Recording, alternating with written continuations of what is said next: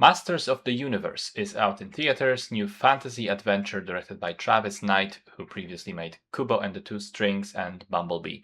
This, of course, is based on the 1980s cartoon called He-Man and the Masters of the Universe. It is the second feature adaptation after the 1987 movie, also titled Masters of the Universe. This stars Nicholas Galitzine, Camila Mendes, Idris Elba, Alison Brie, Morena Baccarin, and Jared Leto as a voice performance for Skeletor. Now, I will start by saying that I don't have a lot of pre-existing attachment to this franchise. I've maybe seen one or two episodes of the cartoon when I was a kid, and I am a big fan of the 10-hour long What's Up mashup that was once popular on YouTube. You know which one.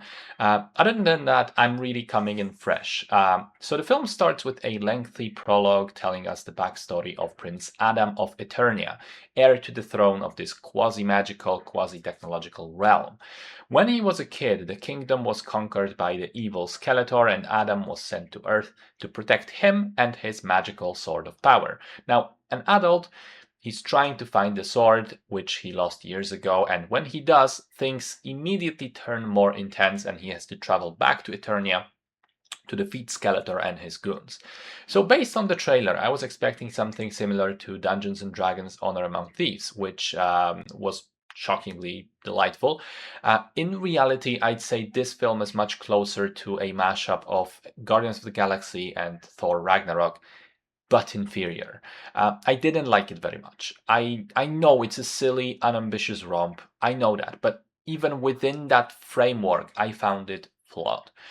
Several things that didn't work for me. I don't think that it is executed very well in terms of the tone, because on the one hand, it is unapologetically 1980s dumb, with stupid character names, stupid character abilities, bizarre mixture of fantasy and sci-fi that nobody ever bothers to explain, Skeletor being a full-blown diva, there's an incredible amount of sex innuendo jokes, and this part I liked, but on the other hand, it does feel strangely beholden to having Adam be a meek, conflict-averse character who wants to talk and discuss ideas with everyone instead of fighting them.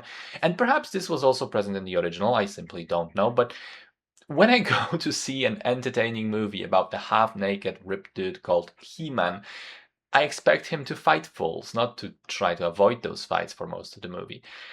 Secondly, I think that the pacing is off. The movie is way too long at 2 hours 20 minutes. You could definitely cut some of the heart-to-hearts between characters, of which there are like dozens. You could speed up the beginning. You could improve the comedic timing of the jokes, many of which are not bad on paper, but they're kind of ruined by feeling slow and leaving pauses for the audience to laugh, which can be especially painful when nobody is laughing.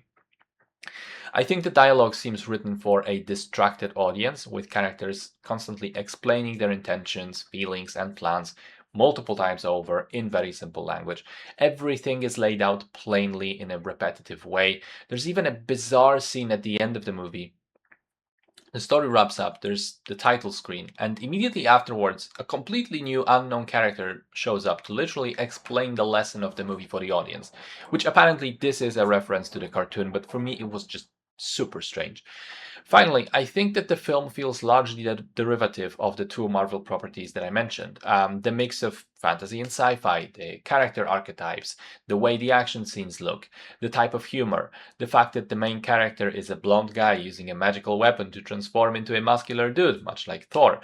Also, some scenes are directly copied. The prison break sequence, complete with a slow motion walk, like in Guardians of the Galaxy, Adam face planting onto a glass cockpit of a spaceship, just like Thor in Infinity War, and probably most egregiously, if you remember the scene from Ragnarok where Thor is almost beaten, his hammer was destroyed, and he has this vision of Odin, and he says, I can't win, I don't have my hammer, and Odin says, are you Thor, god of hammers?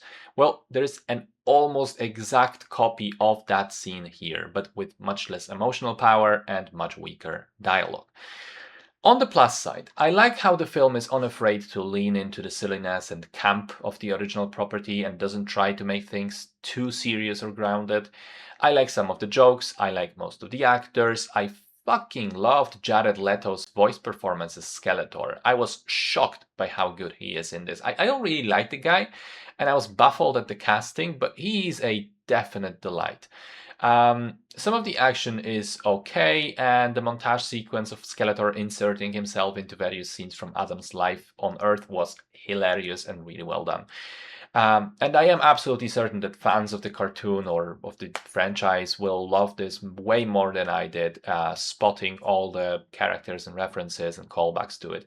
But again, I don't have that pre-existing connection, so probably a lot of those things flew over my head.